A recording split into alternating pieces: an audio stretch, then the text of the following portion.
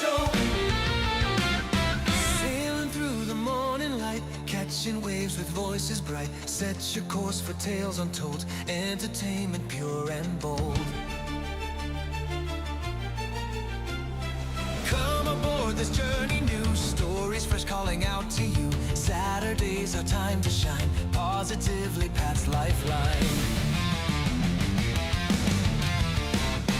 Positively Pat Sim Show, every tale a treasure trove. Tune in now and set your sails, laughs and chats and wondrous tales. We ride the waves of joy and cheer, every week we're standing here. Everyone keeps spirits high, morning sun in every eye. From epic quest to daily news, listen up, there's much to choose. Every word a gem we share, Saturday we conquer.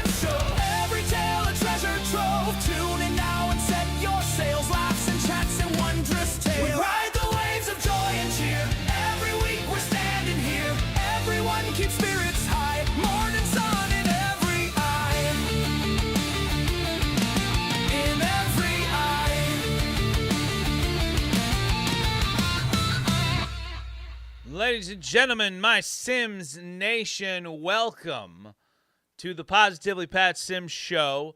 And we are broadcasting live this morning on WANT Radio, as well as live streaming right here on YouTube. And if you want to give us your thoughts as we preview and predict tonight's Saturday night's main event, which features John Cena's last match, well, you jump over here to YouTube and you use our YouTube live chat.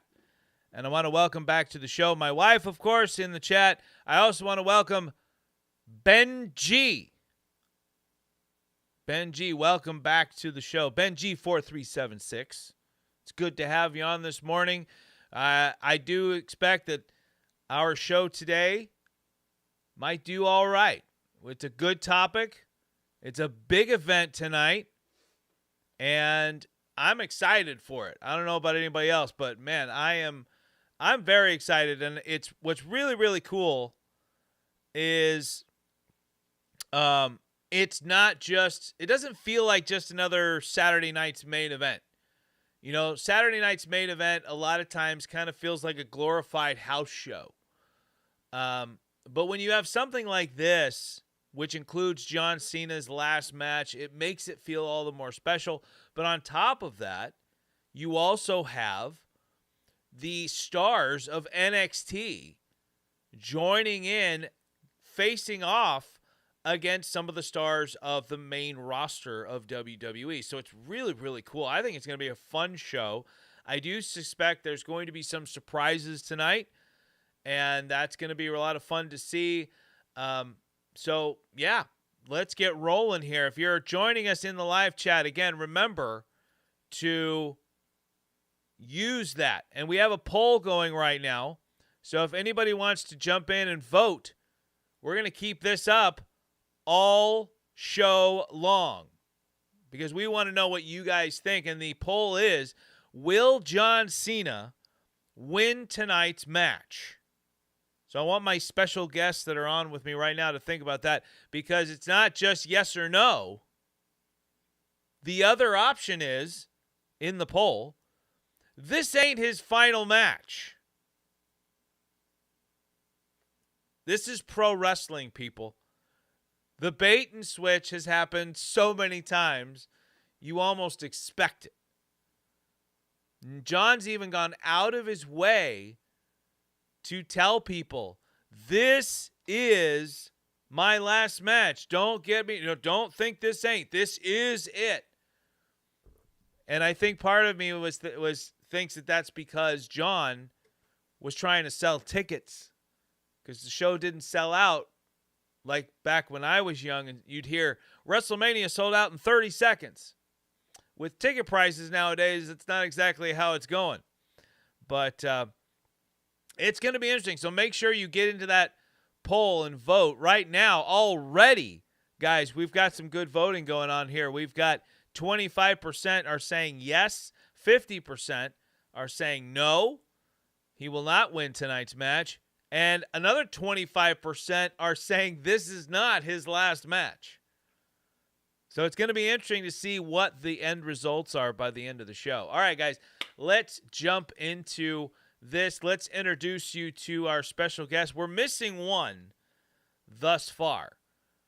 I probably should pull up really quickly, guys. Just bear with me real quick. I'm going to pull up my messages because, as you guys know, my phone is my camera. So in order for me to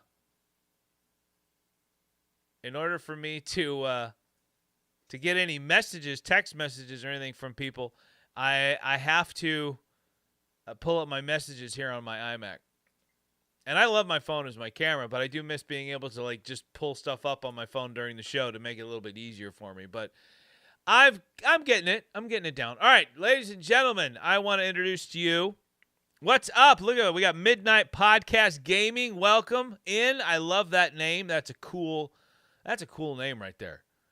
That's almost as cool as Positively Pat Sims. All right, we got Ola Quarks underscore spot. What's up? I am Phantasmic. Thank you for asking. But let us get to our special guest today. First, my co-host. He is a fan favorite on the Positively Pat Sims show. And since we've given him an actual assignment of being our information guy, he has become very valuable to the show. And that, of course, is the one and only, the son of my loins, Seth Sims. Good morning, Seth. I was valuable. Oh. I was you know what happened? What? You're not even plugged in. Oh, yay. Okay. So here's what we're going to do. So Seth, I'm going to put the mic back on me. So Seth, if you would be so kind as to go into the hallway and get the longest mic cord, and then I shall instruct thee from there. And while we're doing that, I thought I was so ahead of schedule today with getting everything ready. I thought I was, but it never fails. This never fails. There's always something. There's always something that makes it interesting and why it's so much fun to be live every morning on Saturdays. All right, but I want to introduce you guys to a WANT superstar. He has some of the best shows outside of mine. on WANT. And he's got one. You're going to forgive me, my friend, but you're going to have to remind me who your co-host is where you talk pro wrestling. Just real quick. Yeah. Nikita Brezhnikov. Nikita Brezhnikov. Yes, that is.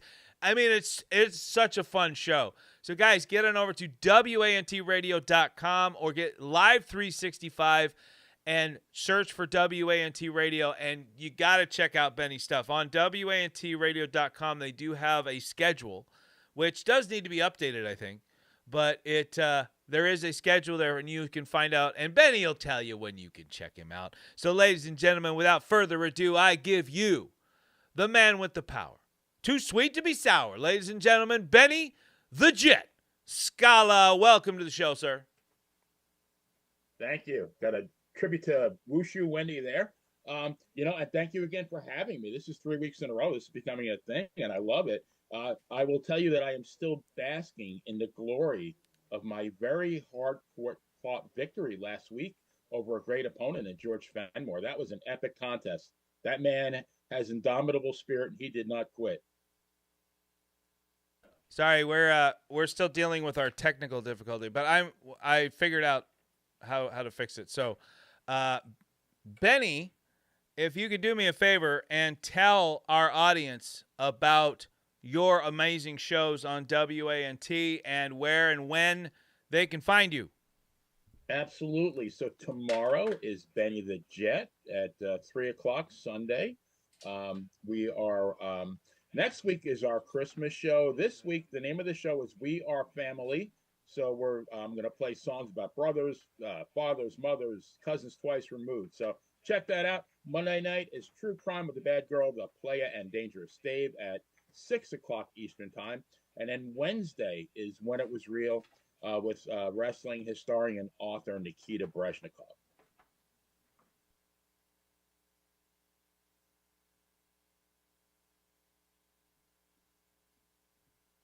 And that's it. All right, Benny, we are letting you guys, we were letting the crowd. Sorry, I accidentally muted me instead of not muted me. But, all right, guys, we kept it on Benny for a second because we were scrambling here to get Seth up and running because the genius that is Positively Pat Sims did everything except plug his mic in. So let's try it again. Seth, good morning. Good morning. There it is. We've Yay. got him. Yay, round of applause. Round of applause. Yes. Yes, Seth, good. Welcome. How was your week this week? Pretty good. Now, Seth, are you excited? Let me ask you, are you excited for, I mean, I'm not really asking about tonight. What I'm asking is, are you excited for next year and when we make the switch to At the Movies, where it can be more of this kind of a thing where we're back and forth? Are you excited about that? Yeah, that's probably better than me rambling on to myself over and over. I don't know. I thought that was amazing. That, by the way, if you haven't checked out any of Seth's honest review shows. I know I didn't say amazing like perfectly, but I feel like I said it slightly better than that. Not really, but you said it. but we do have the Seth Sims amazing drinking game, where essentially what? Every time Seth says amazing, if you take a shot, by the end of the show, you're dead. That is essentially what it turns out to be. I don't think I said amazing that many times. Oh, well, let's get a crowd reaction here. My dear, how many times do you think Seth said amazing? Double digits at least. Like 30. She's about 30. Well, we need to have. Does YouTube have like an auto script or something so I can pull up the whole I don't thing know of what I said? Yeah, make that your mission today. I forget what that's called. What's it called? I don't know. But anyway, all right, guys. So tonight on Peacock, I think it's only Peacock, by the way. It's not. I don't think it's airing on NBC or anything like that. I think it's only Peacock. And from what I understand in my little research here, Saturday night's main event will not have a time limit. So it's not like with Goldberg where Goldberg's kind of ending speech kind of got cut off because of time, right? That's not going to happen tonight. But what's really weird, and I want to get your guys' thoughts on this, what's really, really strange to me is I keep hearing that John Cena's match is going to go on first. Have you guys heard that? Benny, have you heard that? Yes, I have, but I've heard, a lot to the contrary that he's going to go last, and I've heard that he can take as much time as he wants. Right. So I'd like to wait. I'd like for it to be the last match. It should be. For sure. The only thing that I could see, tonight's show, according to Grandmaster Solace, has a 2.5 hour window. Interesting. Welcome to the show, Universal and Grandmaster. It's always good to have my resident experts on hand. But the one thing I was thinking about was the possibilities if John versus Gunther opened the show. And by possibilities, I mean that John versus Gunther is not the last thing that John Cena does for the night. Which doesn't, but then I kept thinking about it, and I was like, that makes no sense versus a guy like Gunther. Because you'd have to do a quick switch if you're going to have John Cena open with a guy like Gunther, and then go, oh no, this ain't what we're doing. Stick around because Cena's going to, this is the actual last match later in the night. I just don't see that because you'd have to do it before the match ever starts. Because as soon as you get in the ring with a guy like Gunther, we know he is a hard-hitting SOB. And he's going to take it to him. So it's going to be very, very challenging to realistically have Cena get into any kind of confrontation with Gunther and then come back later. So it makes more sense to me, as far as I understand, to have it be later. But even Universal is saying Cena's match will be the show opener. And so now I'm very intrigued to know why. Seth, I mean, your limited knowledge on WWE and all this stuff, like, does that make any sense? Like, can you figure out why? I mean, I don't even know why, but I already thought he was going to be, like, for some reason, him being the opener, like, before I even came out here, when I woke up, I was, like, instantly thinking, I think John Cena is going to be the opener, and for some reason, that just made sense. I don't know why. It just made sense. So, I guess me and WWE are on the same page. Okay. All right. So, Midnight Podcast Gaming is disagreeing with Universal and saying, nah, bro, it was confirmed he's going last. Cena confirmed he's 100% going last. And I'm wondering if that so Midnight Podcasting, I'm guessing he probably said that on one of the podcast interviews he's been doing. I did not have an opportunity to watch the Chris Van Vliet one.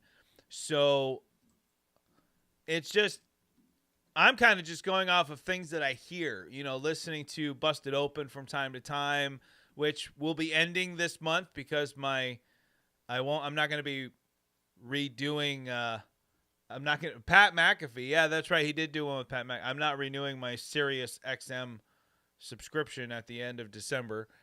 So, but anyway. Okay, so I guess it was going to start, but I guess a couple days ago, people didn't like that, so they said it would go last this time. Okay. I mean, they could be lying, but that's what it says.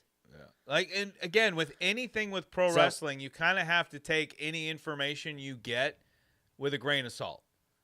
I mean, unless it's from the horse's mouth, unless WWE has a big banner that says, this match is going on last, this match is, like, you can't really take anything for granted. But the chat's going pretty good here. John wanted his match to end the show.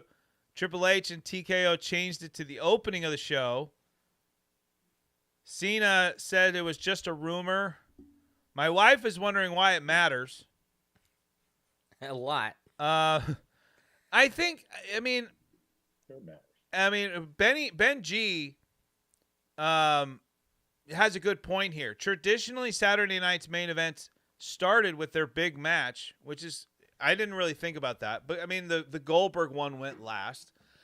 One of my biggest things is if this show really does have a 2.5 hour time limit, right, which is a long time for 4 matches, depending on how much extra stuff they've got planned, maybe the idea is that if you go on last, the fear is that you're going to have another Goldberg moment, and that John Cena is going to be mid-speech, and they're going to cut him off.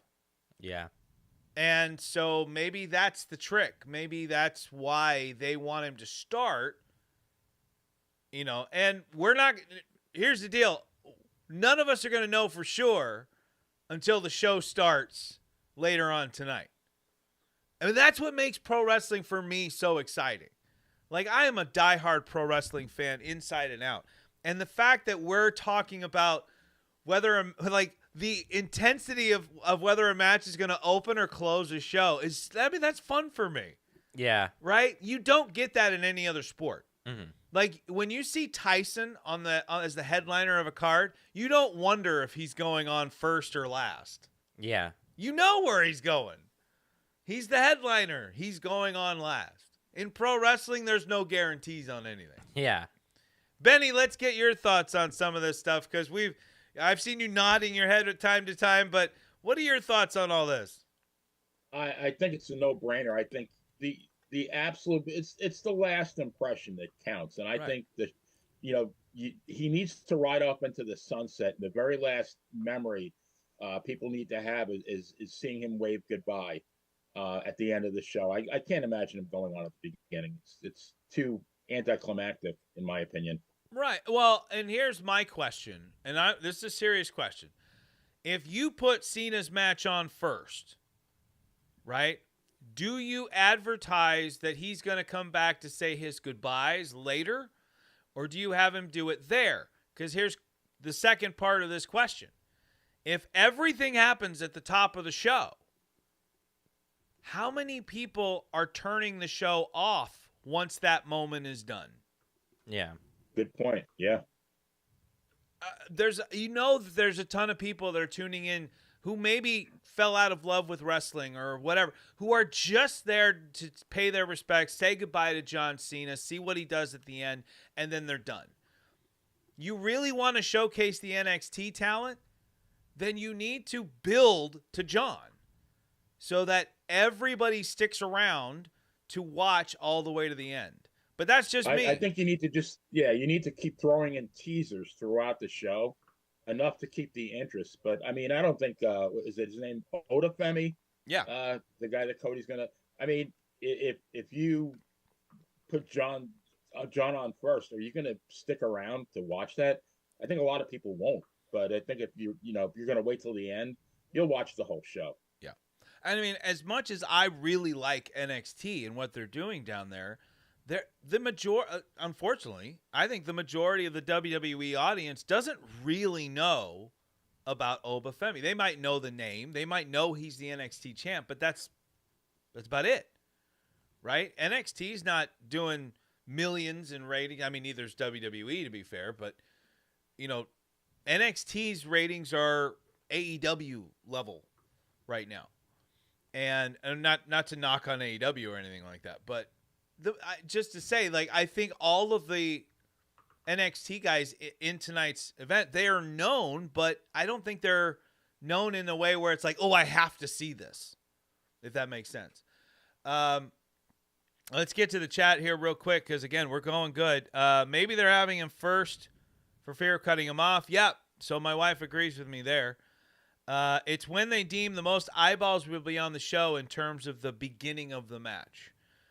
And I can kind of see that, but at the same time, this is like television, and Peacock is a streaming service, not television, so it's a little bit different. So I kind of get that. In television, you would build, and your goal was to get everyone watching to get on the phone call their buddies and say, you've got to see this. Right? Like, that's what we did back in the day. We would get on the phone and be like, dude, are you watching this? Like, this is what's going to happen later. And they would tune in. So ratings would increase throughout the night. Right? So I still think that's a good way of doing this, even for a streaming service. Mm-hmm. Right? And what you could do is Cena's been in the WWE since before WrestleMania 20. Right? So think about the decades of highlights from his career that you could play throughout the show. And it doesn't have to be a long, drawn-out thing. You could just do, like, Doctor of Thugonomics. You could be his ruthless aggression, John Cena. You could go into the PG era, the Cena sucks chants and all that stuff. There's so much that you could do to get people excited about what's to come. So, it's various, and we're not going to know till the show hits. This one has no hard end time, and that's what I was saying. Like, everything I was hearing was that there is no set time that they have to be off the air.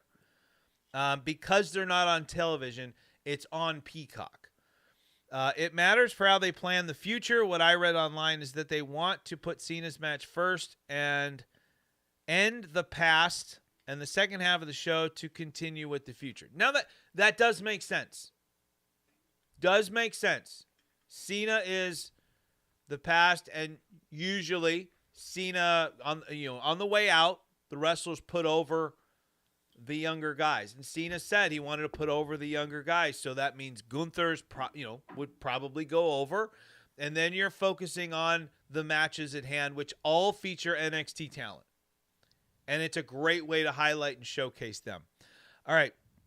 They're also reporting, I want Cena's match last, but that's not what is being reported. They're also reporting that Cena is coming back for Mania versus The Rock. Now, I don't know if I'd say, I haven't heard it being reported as such. Like, I don't know, Seth, can you see if that's a legit thing that someone's reporting? Like, I've seen a lot of rumors and a lot of wish lists, but nothing I've seen from legitimate. I mean, how legitimate is pro wrestling reporting when your top guy is Dave Meltzer? But I mean, I haven't heard anything in terms of that being a legit, like, reporting. It's about as legit as Bobby Heenan's broadcast journalist skills. What do you got, Seth? I'm going through everything right now. Midnight Podcast Gaming, you're my bro. He put Dave as a jock sniffer. I do not like Dave Meltzer. I'm sorry. All right. Also, while Seth's looking that up, they are not on an app. They're on a streaming platform. They have only a 2.5 hour window, which is the same length as Raw. It's not a PLE time segment. So, I mean, again, Universal's got a lot of experience here. Universal gets a lot of stuff right, to be fair. So, and I don't know, did I call it an app or did someone else call it an app? I don't remember calling it an app. I thought I just called it Peacock. Oh, yeah, Midnight Podcast Gaming said it's on the app. Which, I mean, to be fair, most people are watching Peacock through an app, which is through your Apple TV, through your Roku, through your smart television, your phone, your iPad, whatever. Very few people, I don't think, stream through a website. Anyone here stream using like Chrome or Safari? I can't remember the last time I used a website to stream anything. Like even Plex. I use Plex for my home server now. But even that, I don't. I just use the Plex app, or on my Apple TV, I like Infuse a lot. I mean, I'm stalling while Seth is looking up information and looking like the great thinker over there. Like, I can't promise everything I'm reading is perfectly true.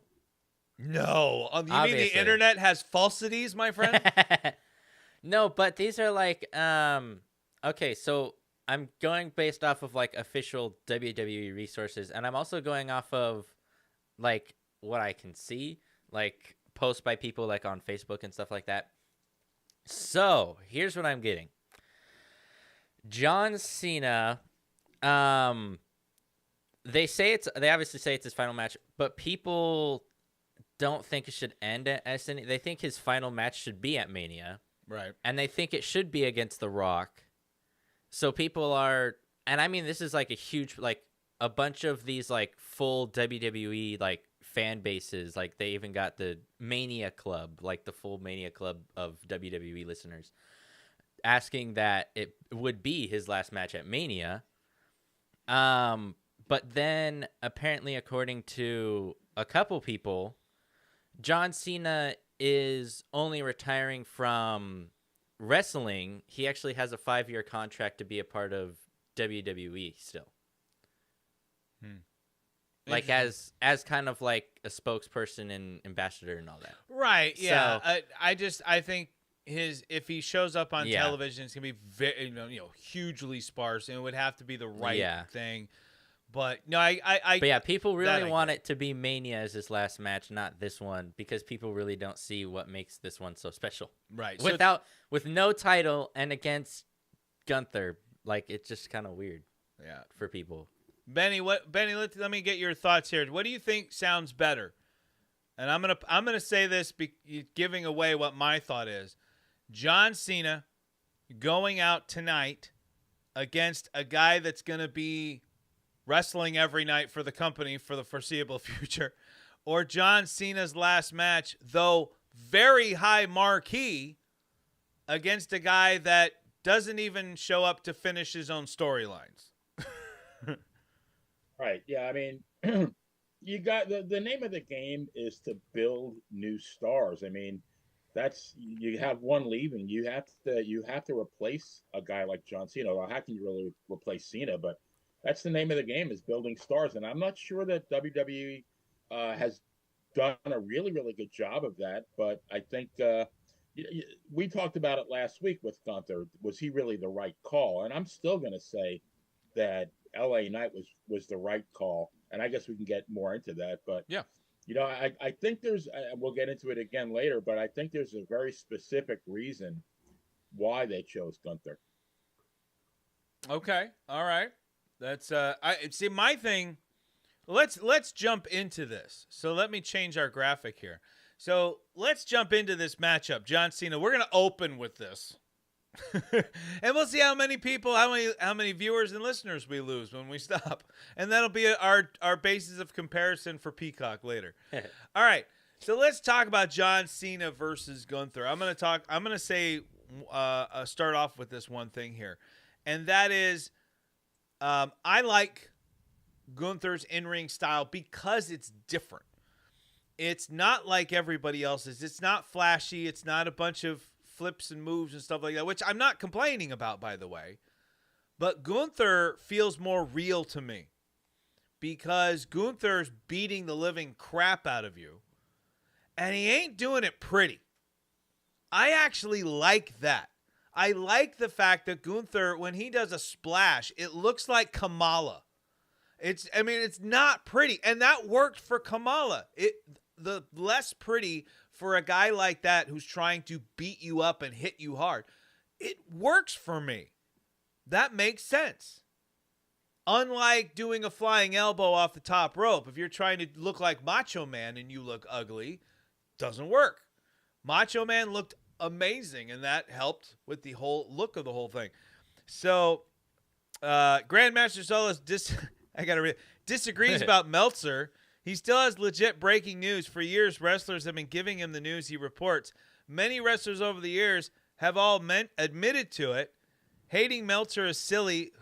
You should hate are the wrestlers and everyone in the biz giving him the news. The problem, Grandmaster Solis, is not just that he's reporting news that the wrestlers are giving him. He's also reporting the false news. He doesn't know the difference between what's a good lead and what's a bad lead. He's just reporting whatever guys tell him. And sometimes the truth is he's not reporting anything that the wrestlers tell him. He's just giving you his opinion just like we do. but he's treated as though he's the end all be all of wrestling journalists. Wrestling journalists, where you can report whatever you want, and the very next day it's a completely different story. Yeah. And yes, he might be reporting things that wrestlers tell him, but again, they're wrestlers. They're trying to promote a show. Yeah. They're trying to get people to watch their show, so they're going to say whatever they need to say to get people to watch. Now, I don't hate Meltzer. All right, I'll be up for. I don't hate anybody. All right, but the idea that Meltzer is this god amongst wrestling journalists is just ridiculous to me. I'm just as much of a wrestling journalist as he is. Yeah. All right. And I think I have more of a passion for overall pro wrestling than he does.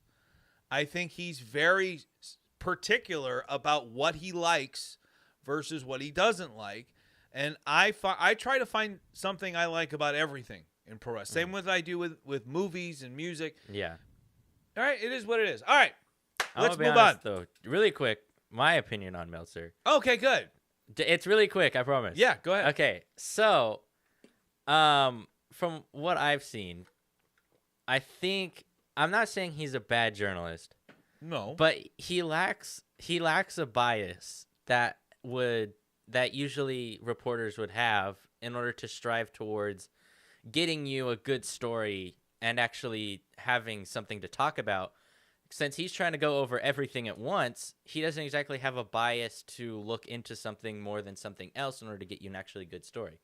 Like, no matter what research you go to, or no matter what reporter you're with, there's supposed to be at least a little bit of bias that'll help them strive to get the information you want. right. So Meltzer doesn't exactly have that bias that he needs in order to have that information. Well, he kind of does. He has a bias, yeah, but he doesn't use it like to his he likes advantage. in-ring work. Yeah. Meltzer is an in-ring guy. So if you do all the moves, you do every move in wrestling in a match, it's an 8-star match. Yeah. Meltzer, I don't think, this is my personal opinion, I could be wrong, I don't think Meltzer appreciates storytelling. I think that Meltzer would prefer 9 times out of 10 to watch a Shawn Michaels match as opposed to a Bret Hart match. And that's because Bret was really good in the ring, but Bret always told a story. Every match told a story. Yeah. Shawn is one of my top 5 greatest in-ring performers of all time, if not number 1. He was incredible. He could get a great match out of anybody. All right. But I appreciate both aspects because both are entertaining, but in a different way. Yeah. John Cena, not going to give you a Shawn Michaels style match, even in a match with Shawn.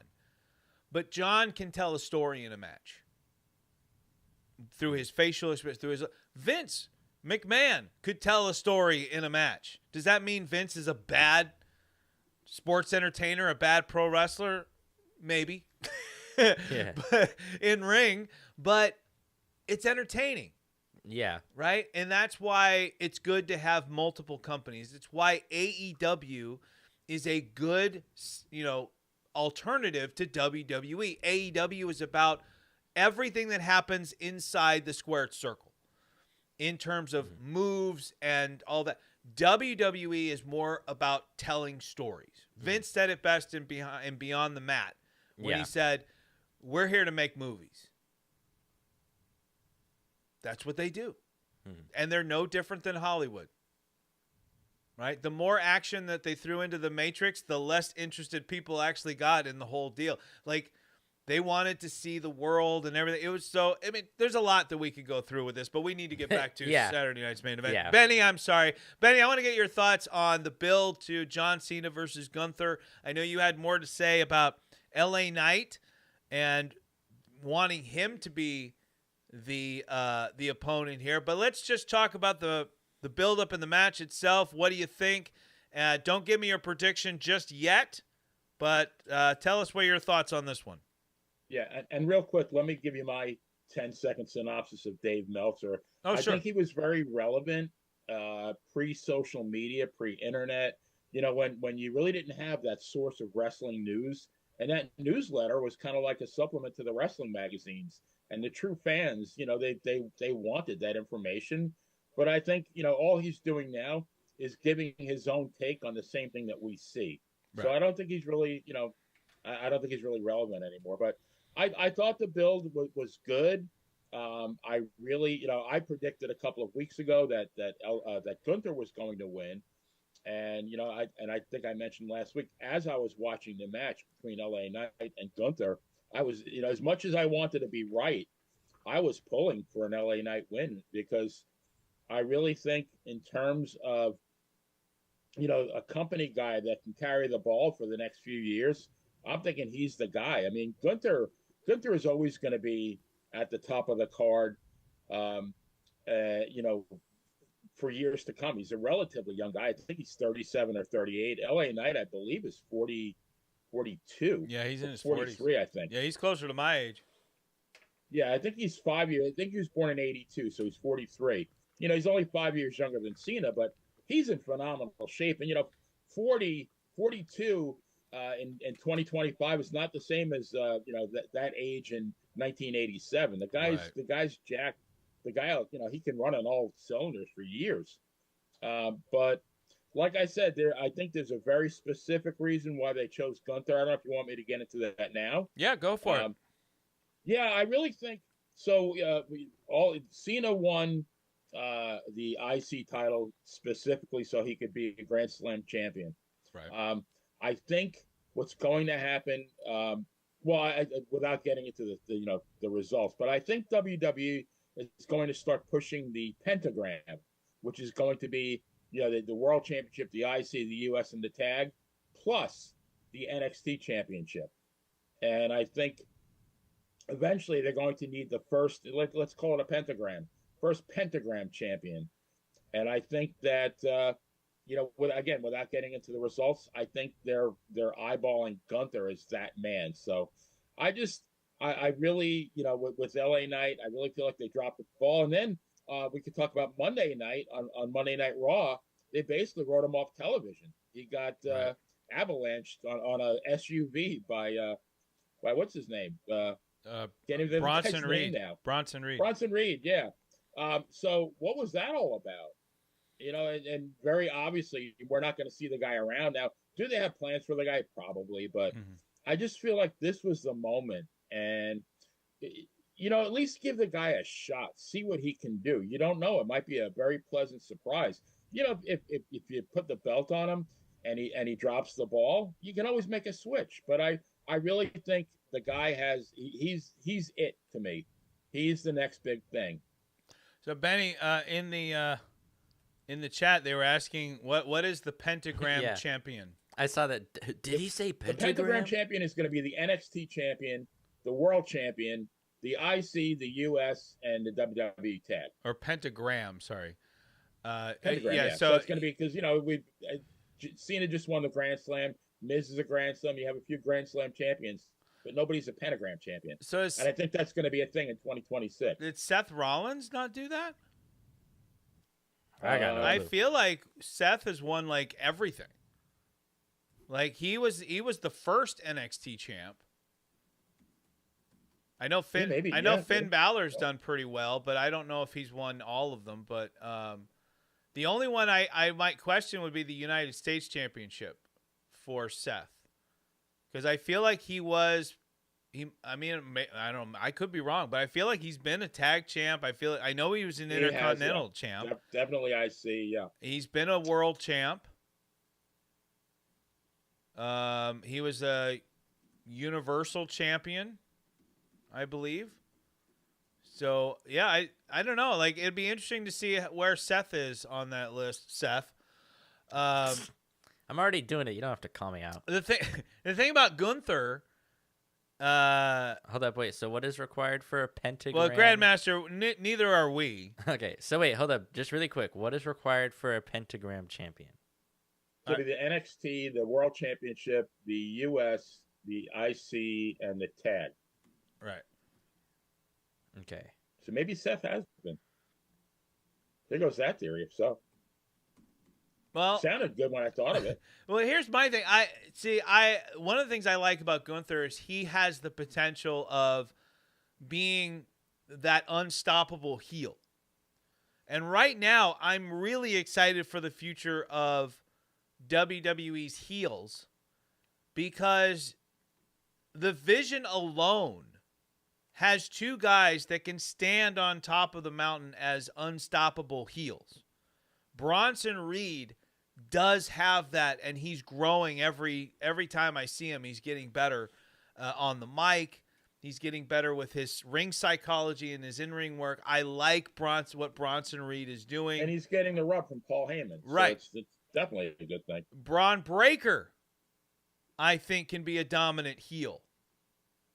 If you can just get and the only thing that's tough is that fans always seem to get behind the heels. And then WWE thinks they got to turn the heel, to take advantage of this. But Braun could be that dominant heel as well. So I think that there's this really cool competition at the top for who's going to be that monster heel that you need. You need somebody at the top of the card that the baby faces are chasing after, like Roman Reigns was. Right. Right. And don't forget Dirty Dom. I mean, there was a reason why he beat Cena back for that IC. Now he's got the rub to say that he defeated John Cena. Right. Now, the only thing I would say about Dirty Dom is that you can't necessarily call him the monster heel. Monster, no. But he's definitely that squirmy one, which Logan Paul is also really, really good at. And I don't know Logan Paul outside of wrestling. I never watched Impulsive. I don't care. All I care about is what he does when he's on my television during WWE. And when he's on, I'm entertained. And the first time I actually got to see him live with my kids when we went to SmackDown once for my birthday, and it was he did great. He did a great job. So, and we saw him at WrestleMania 39 against Seth Rollins, and he did fantastic. So I'm good here. I'm busy. What's this about a pentagram champion? Yeah. So obviously we're talking about a 5-sided thing. So don't get it twisted that we're talking anything other than a 5-sided thing. I did not know. No. Yeah, old Grandmaster wanted to throw in the S word, which we're not even going to say because we are sure good Christian men else. here. I mean, that was me coming up with that. The Sims family is a good Christian family over here. We don't do that. Same We here. don't do that. There you go, Betty. All right.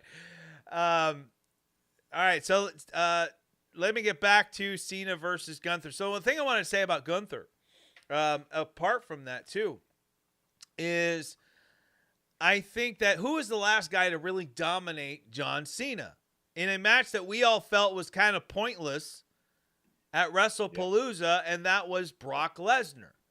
And a lot of people were like, we don't get, why did, every time Brock wins in a big way, we always question it, really, right? Like, why? Why did Brock break the Undertaker's streak? Now, I'm still mad about that. But after that moment, Brock went on this tear through everybody. That was the first time Brock just dominated John Cena at SummerSlam. Brock became the monster heel, right? And Brock versus Gunther, to me, I mean, that's one of those take my money moments. If you put Brock and Gunther in a main event and those two guys agree to just go at each other safely but rough, like, I'm all in. I'm all in. Seth, where are you coming along? I'm coming along pretty good. I don't trust some of these sources because they're not so I'm just going through all of the actual WWE listed championships. Oh, okay. Like, I'm on the WWE website. You mean you can't just look up what titles has Seth Rollins won? I've gotten different answers from everything from Google. Like, it's not. Oh. Yeah, because a lot of times it might not take into account, like, the current. Like, you might be looking at information from 2 or 3 years ago. Mm-hmm. But, all right. But, yeah, like, that's what makes this match so intriguing for me. Like, I think a lot of people want Cena to go out the winner. They want to see this guy that WWE has been promoting for years now as the GOAT. They want to see him go out on top.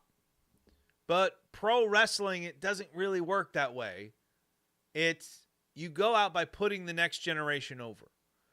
And I agree that I think LA Knight would have been better. I do see kind of where they might be going with LA Knight in terms of when he returns, going up against the Vision and stuff. And I'm hoping they've got a lot in store for him in the future. I also think that Gunther can do a lot with this win. I think Gunther can now start bragging and being really over the top as that heel you want to see get his butt kicked but never do, because he's the guy that ended Goldberg. He's the guy that ended John Cena, right? And it's going to be interesting. Good to hear. What you are describing used to be called a quintuple champion, and in modern times, grand champion. Yeah, I think the only thing is we're adding in that NXT title to the mix. But you know what? We don't. What about the European Championship? Oh, well, if you want to know that one, I just No. accidentally got to that page. European, Okay. European has been dead and gone for a long time, and for good reason. Okay, so apparently, Seth Rollins has gotten all of them except the tag team one. Really? He won a tag team match on Raw, but not for a championship. Okay. That's what it's looking So like. he's Because he's won the singles titles, but not the tag titles. Interesting. So, but he's right there. You know, he's right there. So that would mean that his time with the Shield, then he was never one of the tag champs. I think that might have been when he won the U.S. title. Or no, because I thought, man, I could have swore the U.S. title was on. He's Moxley now. He's on Dean Ambrose. Dean Ambrose, right. I thought the tag champs were Roman and Seth, but I don't know. Interesting. I don't know. If anybody knows exactly what title Seth has won for sure, let me know. I really cannot recall. I'm all over the map here. Seth, what are your thoughts on John Cena versus Gunther, the build up to this? What are you expecting from this match? Don't give me your prediction just yet. What do you got? I don't really know what to expect. I feel like this match doesn't exactly have a purpose. Well, the purpose is, John again, Cena's... I think it's showcasing John Cena one final time and getting a younger talent, younger than him, over so that he can move forward. Like, that's what I see when I see something like this. True. It's but getting I feel Gunther to that. Yeah. But I feel like that's not going to happen. It just feels weird. I don't know. And this is from a younger generation. Yeah. He's more of the demographic that they're looking for than I am. Yeah. I mean, I know I don't know a lot about certain wrestlers, but I know when I hear Gunther, I know Gunther. And knowing that I know Gunther and not understanding exactly how this feels... Knowing that I know that you know that I know that I know. knowing that I know Gunther, this feels just weird. I don't know. You want to know the difference between that generation and my generation? All right, and Benny here, like, Benny knew exactly what I was doing when I did the you know that I know that you know that I know that you know that. He knew where that Ralph Cramden, and Seth's probably sitting here going, "What the heck are both of you talking about?" Right? And that's what they're looking for. Yeah. Well, I've heard. Gunther versus Brock. That's I don't know the who you're talking about, but I've heard a lot of times, like, I know that you know, and it's like, well, I know that you know that I know, and it just goes back and forth and gets longer and longer slowly. Yeah, but that was Ralph Cramden, the Honeymooners, bro. Oh, okay. I didn't know what that was. Right. I've only heard it. If you'd seen Eddie Murphy Delirious, you'd know that. You know what? Yeah. The stand-up routine that would definitely be canceled today if it came out. All right, let's give our predictions now. Benny, let's start with you. John Cena versus Gunther. Who's walking out of this? The winner. The chat still got the poll going, guys. So give us your vote for if John Cena is going to win it. But Benny, what do you got? Do I include any shenanigans in my prediction? Go for it. Anything you want to include. Well, like I said, I believe that Gunther was chosen for a very specific purpose, and I think he revealed it on Monday night when he cut that promo on John Cena. And first of all, the reason why I love Gunther, and I've said it on my podcast many times, I've done an old school wrestling podcast, is that you could put Gunther in a time machine and ship him back to the Mid South in 1981, or the WWF in 1978, or Florida in 1982. Wherever he was, he'd be a champion. He's that good. He's there's nothing flamboyant about him, from his haircut to his ring gear, to his speaking, to, like you said, the wrestling. Right. He would be like, when he does that splash. I don't know if you remember back in the day. You might not be that old to have seen this, but Wide World of Sports did the Acapulco cliff dive. And, they had all the judges. These guys literally jumped off a cliff in Acapulco, and everybody held up the cards. Oh, wow. Gunther would be like, he'd do it, and he'd probably hit a belly flop. Oh, And yeah. instead of getting a 10, he got a 6.7, because he's got bad technique. There's nothing. He's not the like master technician, but he's just brutal. Right. And he gets the job done. But on Monday night, he made a very specific point when he said, nobody's ever made you give up. And I think that is what is going to happen tonight. Wow. And that's a bold prediction, but that's going to be my prediction, that he actually makes John Cena give up. Wow. All right. Oh, wait, and let me, one more thing, though. Okay. I forgot the shenanigan part. Yeah. We have not seen Ludwig Kaiser in a very long time, and I think one of the reasons why is I believe he's one of Los Americanos, and he's doing a great job. But way back, Gunther told Ludwig, and I thought at that point that Gunther might do a babyface turn, is that you need to go out on your own. And I think we're going to see, if there's any shenanigans, I'm going to, again, a bold prediction, Ludwig Kaiser is going to help Gunther and say, look, I know you told me to go on my own, and then he's going to reveal that he was one of Los Americanos. And, I've done all these great things, and I think he's going to help Gunther win the match. So that is my very bold prediction. Because I believe, I could be wrong. This is just a conspiracy theory. But I believe that Ludwig is, in fact, El Grande Americano. Haven't we gone through like 5 people saying we think they're going to be... Oh, yeah. For fun. But it was Chad Gable. And Chad that was Gable like the got first hurt. one I remember. And obviously I'm being like sarcastic, Yeah. But yeah. Seth Rollins has won every major singles title and tag title. The only thing he hasn't won are some big PLEs such as the Rumble, Money in the Bank. Yeah, he did. He won Money in the Bank. He won Money in the Bank. He just won Money in the Bank. In WrestleMania. No, he cashed in at SummerSlam. Oh, yeah, he cashed in at WrestleMania, too. He's won it twice. Yeah. He's won Money in the Bank twice.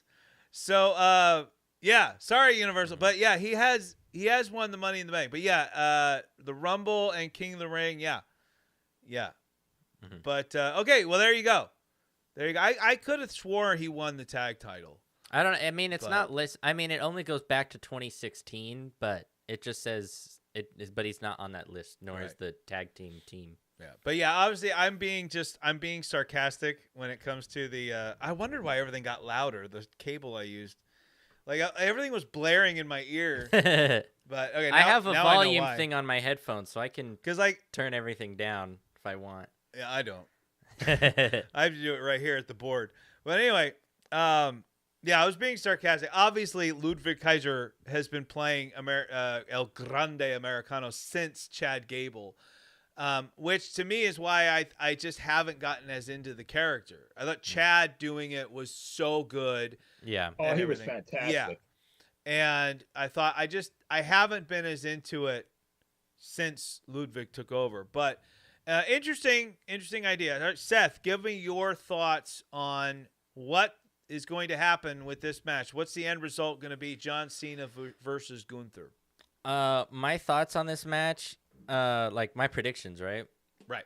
My predictions come from a dream. I'm gonna be honest. Okay. So Seth here's with the his thing. premonitions. Yeah.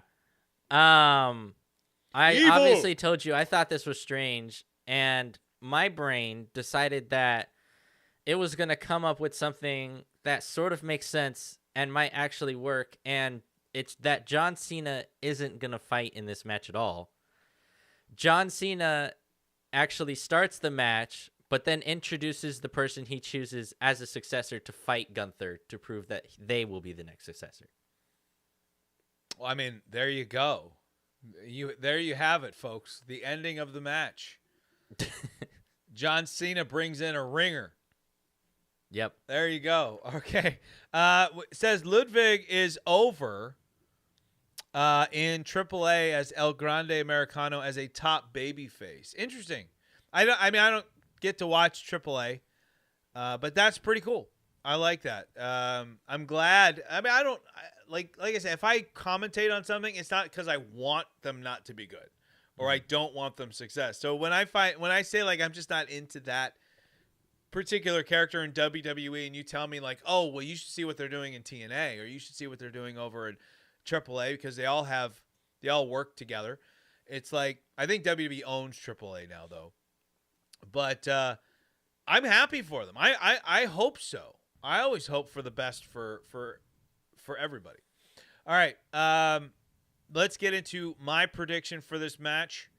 John Cena versus Gunther. I'm very old school thinking still here. That my brain is always working, trying to figure out cool little angles and what they can do here, what they can do there. And like I said, if this match were to go on first and then they do a bait and switch, it would have to be early. It'd have to be before the match even starts. Somebody takes out Gunther, which I don't like, or something happens before the match. Because as soon as this match starts, Cena ain't coming on to do another match later. Because Gunther, is going to get the opportunity to beat the living hell out of him. So Cena there's no coming back later for a match. With my idea, he would be. Right. Well, yeah, he gets beat to hell, and then he goes, I'm bringing in this guy. Yeah, I mean, it's interesting, but that's not where I see this going. I think this match, I don't care where it goes on. I just think this match is going to be rough. It's going to be hard hitting. It ain't going to be pretty. And I think that Gunther is going over John Cena and is going to go on to be the top heel. And there's going to be a fight at the top for the top monster heel between Brock, Bronson Reed, Braun Breaker, and Gunther. And I hope and pray that down the line, Gunther versus Brock happens in 2026. When Brock Lesnar came back, I was shocked. Jacob Fatu's interesting. But isn't Jacob a babyface right now? Yes. Yeah. So, or are you saying Gunther versus Jacob Fatu? Because yes, that would be a lot of fun. But what was I saying? I got distracted by the chat. I don't know. Oh, when Brock came back, I was shocked. I think Seth, do you remember? I think I cursed out loud. Yeah. Which I don't do Probably. very often. No, you do that very often. Yeah, and yeah. So you do that when random people come out. It was huge. I didn't think it would ever happen, to be fair. I thought there was too much behind the scenes to make that happen. But one of my first thought was, I would love to see him and Gunther go at it. A hard-hitting match would just be incredible. Anyone that gets over with the Hispanic audience is valuable to the company, so I think a temporary story has become a permanent spot for Ludwig, and that's good. That's very good. I like WWE branching out like that. Unfortunately, my opinion is it's going to be a squash. That would make sense why it was put at the start of the show. I really don't want to see that, though. I think I don't want to see Cena squash. But again, that's just what I want. It doesn't mean that's what's going to happen. It's just what I want. In Cena's interview with Van Fillet, Cena said Brock is retiring at SummerSlam in Minnesota. Hey, that's where Brock's from. He also said a few other wrestlers were as well. I know AJ's coming up to the end here. Brock, I'm sure, is ready to hang him up. Yeah, there's going to be a few guys saying goodbye here. None on the level, I think, of a John Cena in terms of, love and respect for what he gave to the business. Because you look at AJ's, I think a lot of people still look at AJ as he was like the foundation of TNA as a pure TNA guy, right? The same way that like Sting and Dallas were for WCW, where everyone else was WWE and then coming back, or WWE. He was TNA. He represented TNA. And I think a lot of people still view him that way. Brock very, very famously just took off after WrestleMania 20. He had like 2 strong years with WWE, and then he's out the door for 10. Right? Goes on, has success in the UFC. John Cena was WWE. He bled WWE. And a lot of people have thrown at me, well, there was nowhere else to go. So, guys have left WWE when there was nowhere else to go. When TNA was around, Cena could have left for TNA, and he could have put them on the map the same way that Hogan did when Hogan left WWE and then signed with WCW. John could have been the Hogan going over in that way if he wanted to, but he stayed true to WWE. And I don't think John will ever go and be a part of another wrestling promotion. That's just my take on it. AJ Brock, and I know there's a lot of talk about Jericho coming back, and I do want to address this before we move on to our last 3 matches because we've been cooking. We've been cooking on today's show. Ashton's missing out on this one. But I want to mention this. There are some guys that people are really disappointed aren't getting that shot at Cena's final match. And one of them is Jericho. All right? And we talked about that old school mentality, which Cena has. That old school wrestling mentality of get the younger talent over, right?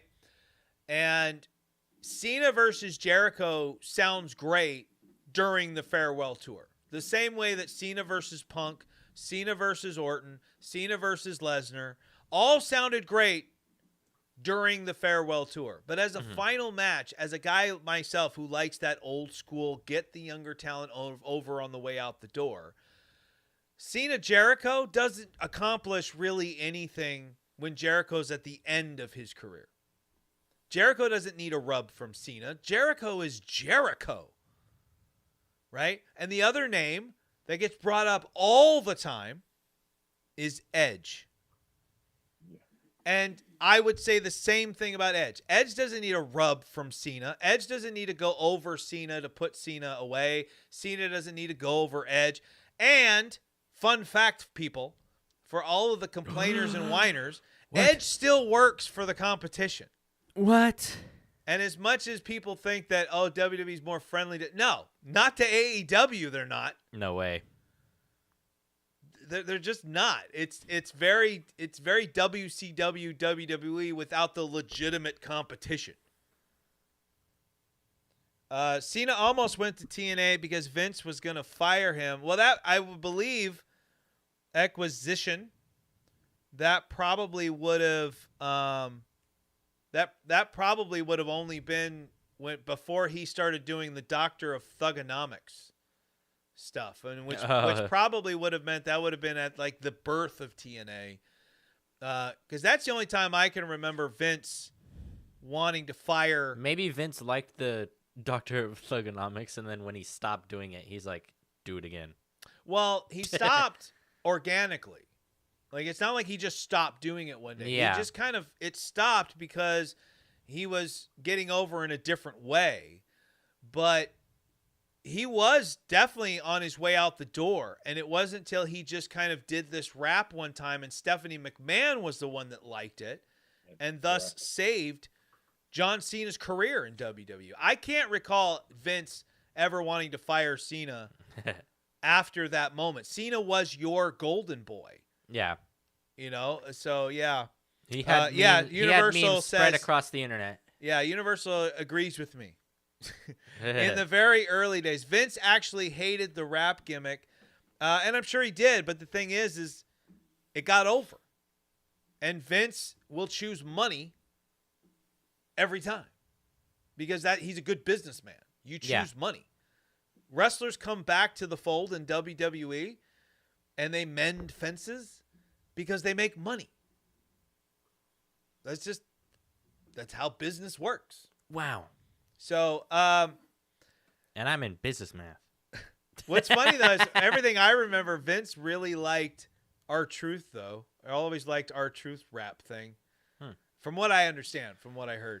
But all right, guys, let's move on to the next matchup here. And this is we don't need more matches. Bailey versus Sol Ruca. Now, Seth, I brought up the preview for tonight's show.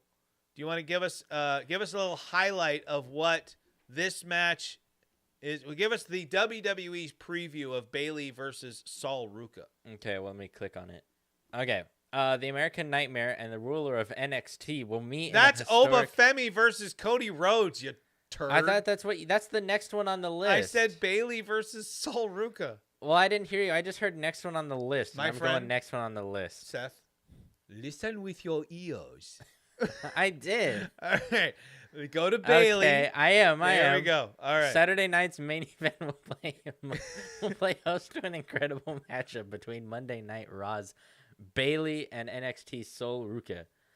A former NXT legend, Bailey was expected to compete against anyone from NXT at Saturday night's main event, and it was none other than Ruca who stepped up to her on December 5th SmackDown.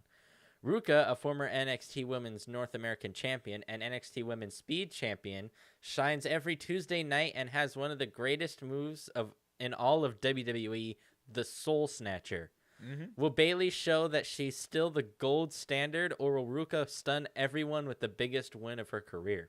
Find out Saturday night's main event, December 13th at 8 ET 5 PT on Peacock in the United States and YouTube internationally. You know what those mean, right? It's the Yeah, same thing we say on this show. Eastern time Right. and Pacific time. All right.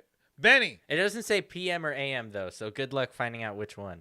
Benny, give us your thoughts on this matchup, the build. What do you expect from this match? Take it away. Yeah, I don't really. I mean, I'm not an intense fan of the current product. I watch enough to stay informed, and and when I have a podcast, I obviously prepare for it. But I'll confess to not.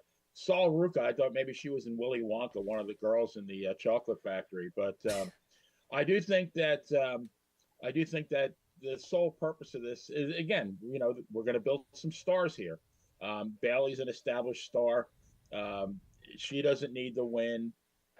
If Sol Ruca doesn't go over, at least she's going to give Bailey the fight of her life, and maybe see Bailey's going to be the metric of these future women's stars, to see like Johnny Rodz back in the day in WWE. I'm going really old school, but when Johnny Rodz was in the WWE, they would bring in a Kevin Von Erich, they bring in a Ric Flair, they bring in a Gino Hernandez, and all these guys, Mike Graham, all these guys would fight Johnny Rodz because Vince Sr.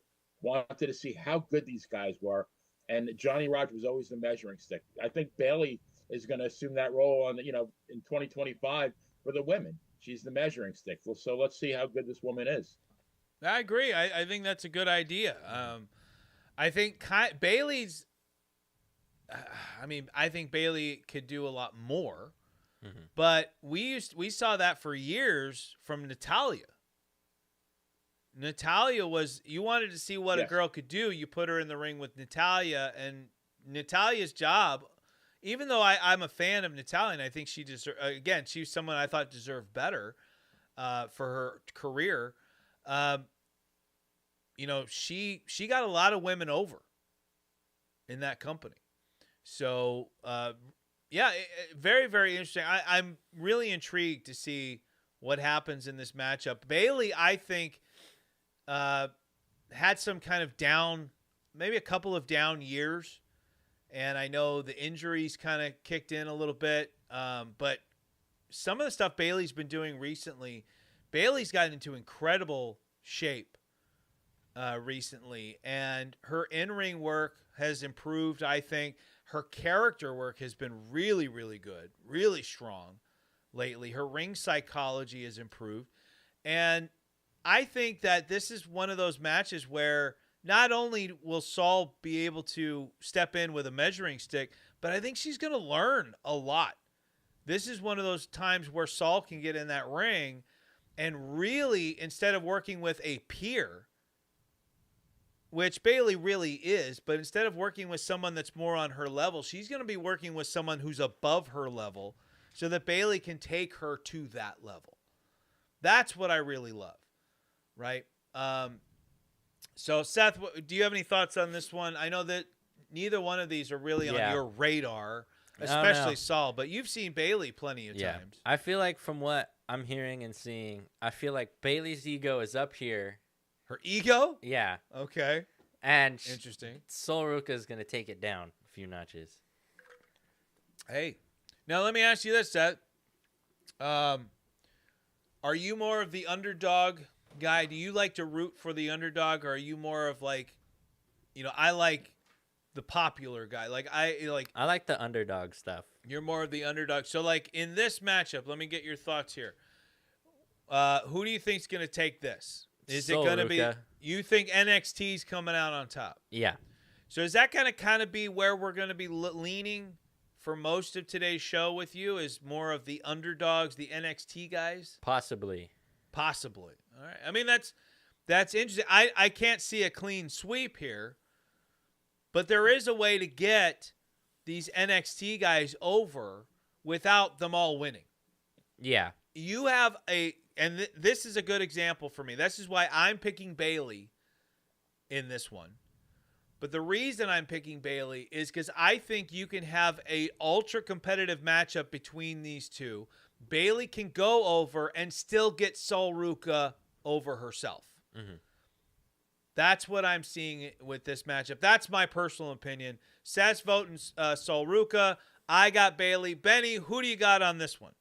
Yeah, I'm gonna go for Bayley for the exact same reason. Ruka doesn't have to win, but people are gonna remember her name just by the match she puts on against Bayley, without having to gain the victory. So yeah, I agree. Bayley's going over. Okay, so we got 2 for Bayley, 1 for Saul. The chat, Ben G is pointing to Sol Ruca taking this one. And he says Sol Ruca will get over either way as long as she hits the Soul Snatcher. Oh, I guess that's either way. So I guess I just read Sol Ruca will go over, but it's get over either way. It's a test to see if she can handle and deserve the spot on the main roster. And so it's going to be interesting. But you have the better the ring general you're in the ring with, the better you're going to look. And that was one of the reasons why I like Bret. Going back to Bret Hart, I'm not a huge fan of Bret on the mic today, because it's just nothing but wah. Like, just everything's just bad. Like, he never has anything good to say. But in the ring, Bret could take the worst guy and make him look like a star. And he did it enough to where Vince would then start to push a guy. And then he'd be like, he'd get him in the ring with anybody else. And it's like, oh, this guy sucks. So that's a huge compliment for Bayley, though. But I that's why I'm a huge fan of Charlotte. I think Charlotte Flair has a lot of her dad's ability to have a great match with just about anybody that you put her in there with. I mean, some of the best matches of every woman's wrestler, you could look at Charlotte Flair. Rhea Ripley, my favorite match, is still WrestleMania 39. Ronda Rousey never had a better match than she had with Charlotte Flair. That's a huge deal. All right, guys, let's move on to the next one. Universe says Bayley is definitely on the women's Mount Rushmore. I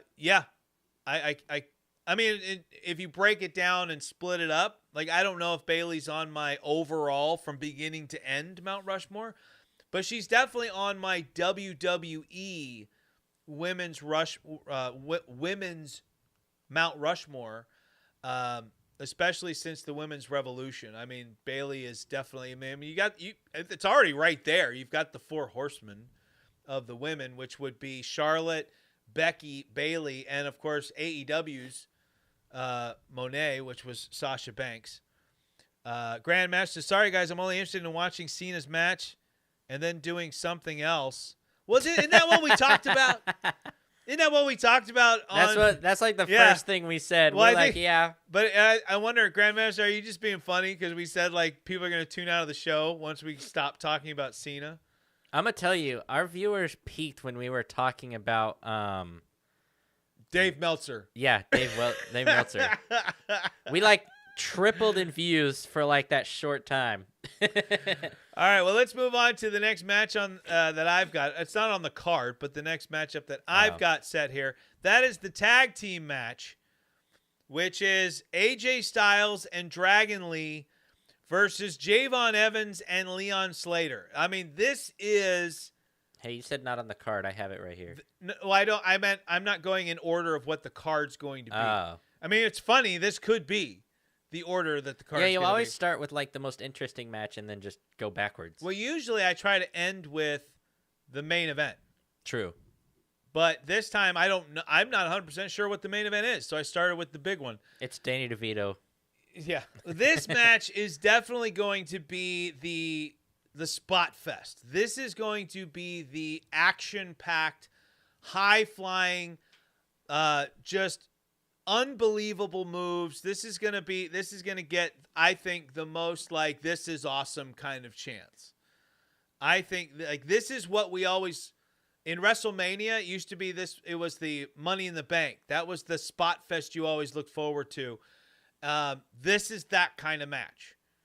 And there's a part of me that wishes that this was like a stipulation type. Like this was like a ladder match. Because this would take me back to like Hardy's versus Edge and Christian type of deal.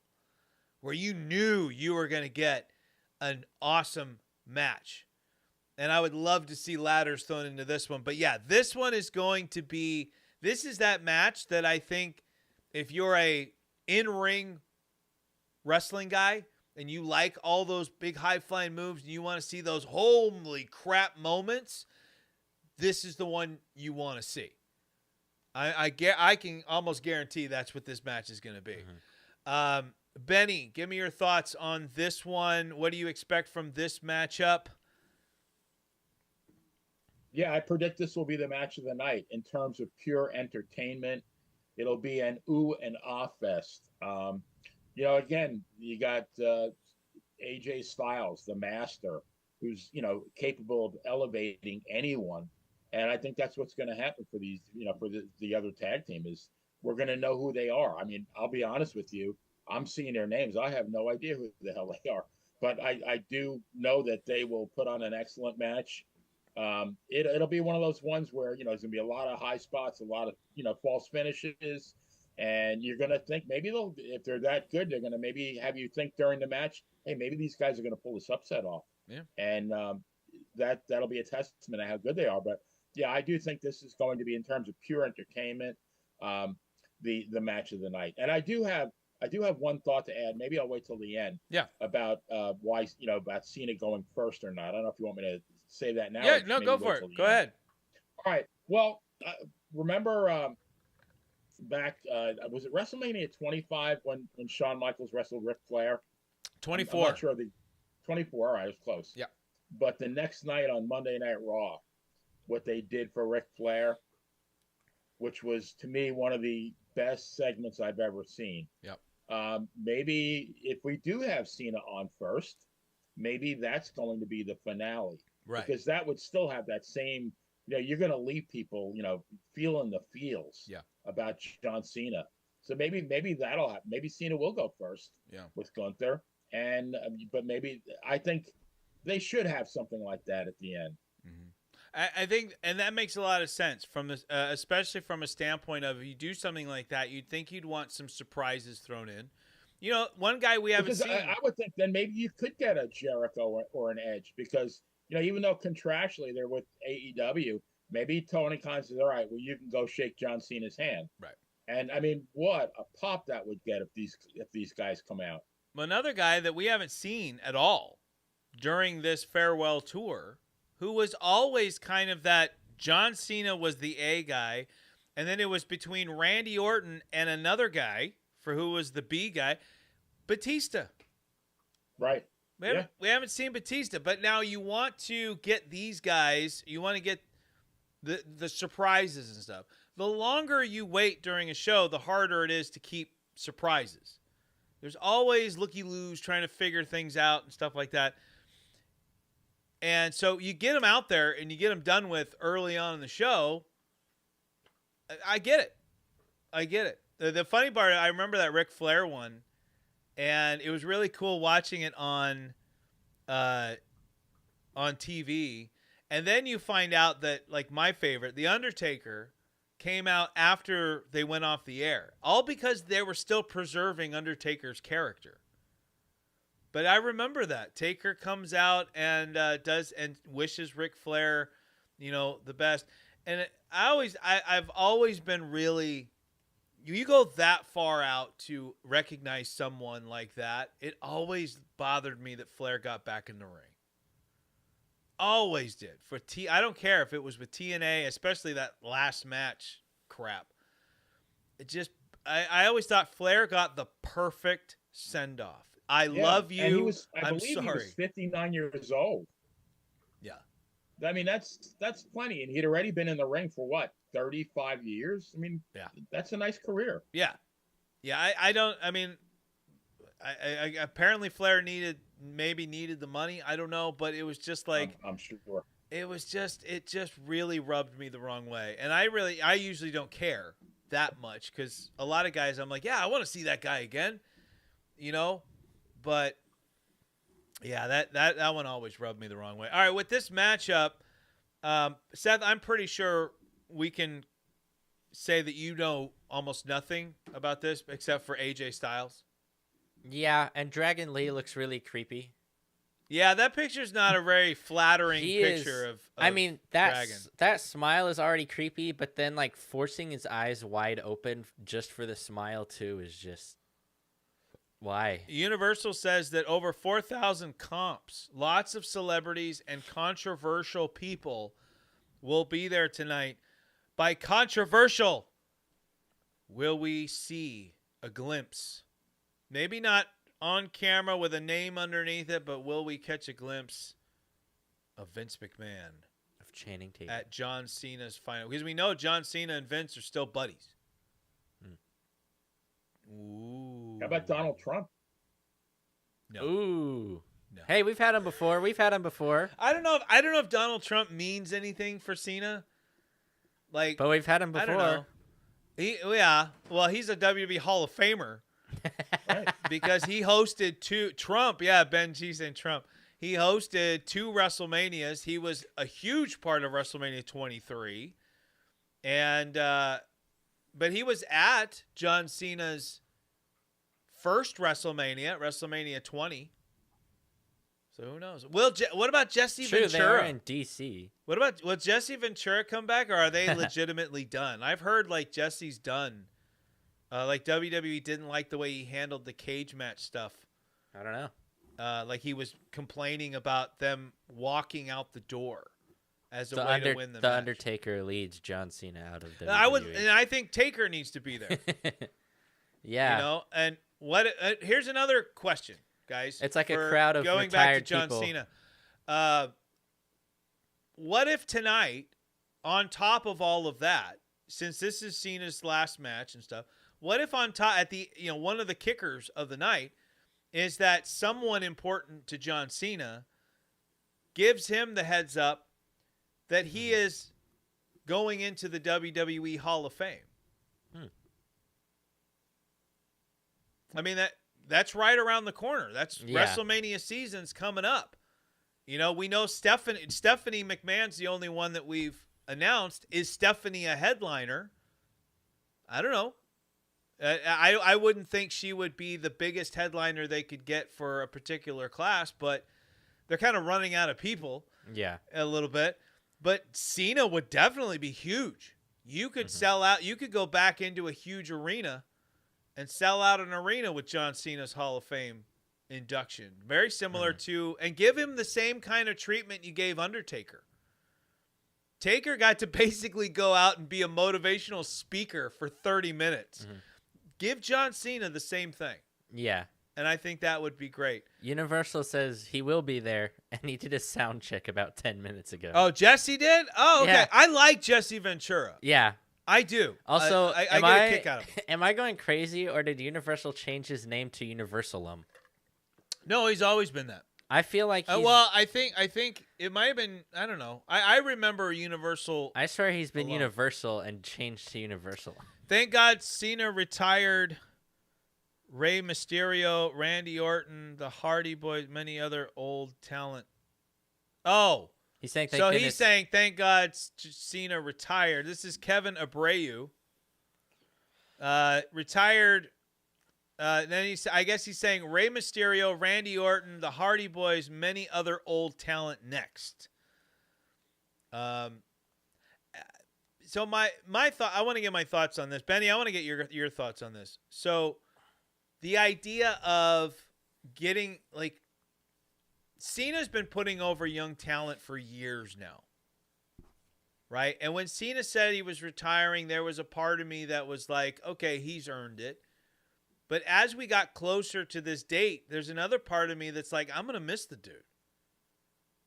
You know, like, I was one of those that didn't really appreciate him as much as I should have when he was on top. There were a lot of people that were, you know, booing Cena because it was the cool thing to do. They were doing the Cena sucks chants, all while he was the guy essentially keeping the WWE afloat. You know, there were some really bad years when Cena was the top guy. So I just have a weird thing. I feel like if you're giving and you're able to give at the top of what, you know, in the way that you want to give, who am I to say you should step out of the ring? I've never been in the ring. That's always been my dream, is to step inside a pro wrestling ring. That's a bucket list item, especially a WWE ring. Yeah. But who are we to tell guys they should go away? This is their passion. It's what they love. Cena loves WWE. He loves pro wrestling. The Undertaker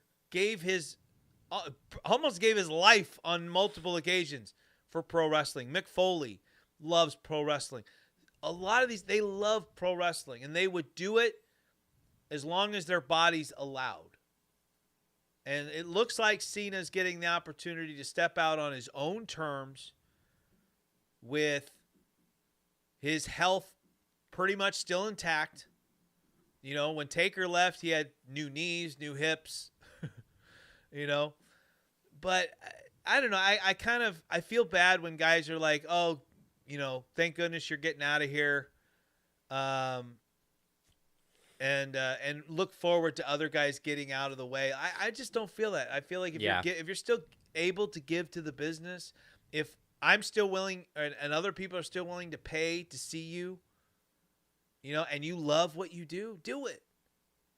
I'll never stand in anybody's way and say, no, they shouldn't do what they do. You have a passion for what you do it. Yeah. Who cares? Benny, what do you think about that? Well, I think there's something very special and rare about going out on top. I remember, I mean, it's very tragic. The great Roberto Clemente got his 3,000 hit, and that winter, I think he was doing a missionary trip to the Dominican Republic, and he tragically died in a plane crash. But he was still at the very, very top of his game. Now, on the flip side, you had Willie Mays, and I remember this, you know, coming over to the Mets at the very end of his career.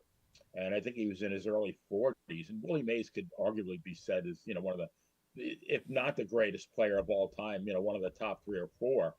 But I remember him, you know, literally falling down in the outfield trying to make a fairly routine play. It's, you know, you don't want to tarnish your legacy. Right. Ric Flair, I think Ric Flair, as great as we were talking about this before, I think Ric Flair has tremendously damaged his legacy, both in terms of that horrible comeback match. What was it, 3 years ago? Yeah, something like that. 3 or 4 years ago, and plus his behavior, outside the ring for all these years. But the thing about John Cena, he's still in tremendous shape, and if he came back, WrestleMania or even the WrestleMania after that, he's not going to come back as an. See, the thing with Ric Flair is, I think if they had booked it properly, if they booked it as a nostalgia match, kind of like baseball with the old timers game, right? You don't expect Joe DiMaggio at 60 years old to dive headfirst into second base and run out a double. I mean, it's the value is just seeing one of the all-time greats. It's not what they do. Right. But at this point, Cena can still do it. And I think there'll be a time where he can still do it. And I think, you never say never in wrestling. We all know that. I mean, Is it really going to be a farewell match? I would guess no. I would say within the next year or two, we'll see him back in action. But I really think at this precise moment, stepping out on top, I think it's a great thing. Yeah. I mean, I agree. And like I keep harping on the Ric Flair thing. And the reason why I brought that up, but I'm saying, like, if you have a passion for it, let him do it. Like, it's not that I didn't, I don't want Ric Flair to be happy in his life and do what he loves to do. I just don't think he did matches after that because he loved it as much as he needed to. And I just thought he had the perfect send off. And Flair, if you remember, didn't have necessarily a farewell tour, but the storyline was definitely getting to Flair's last match at WrestleMania. And in the chat, we've been bringing up a lot of it has been brought up about doing more of these retirement tours. And I think you have to it's got to be a fine line here. I agree to an extent, but I think you need to be on a certain level to get a retirement tour. John Cena is he's coming from an era where he was the man, he was the guy. Nobody could touch Cena in terms of, just anything. Like, you would have guys that would come close for a year or so. CM Punk would get up there and then drop back down, or he went away. You had a lot of guys come and go. When Roman Reigns finally got to that level, right? Now Roman Reigns feels like a part-timer. He's not there every day. Cena was there every day for so many years. And do you remember Shawn Michaels' last match? Not wrestling. Well, yeah, Shawn Michaels' last match was that was in Saudi with Triple H, Taker, and Kane, which on paper, horrible. It was horrible. That was another one that diminished it. On paper, it sounded like a no-brainer. Like, this should be easy pickings. And Triple H gets hurt early on. Shawn's bald. It just nothing. Kane's mask falls off. Nothing about it works. And Shawn, I say the same thing about Shawn that I say about Rick. I mean, I'm not going to put him down for wanting to get back in the ring if he wanted to get back in the ring, but he had such a great send-off. That match with Taker at 26 was almost as good as 25. And those are two of my favorite WrestleMania matches of all time.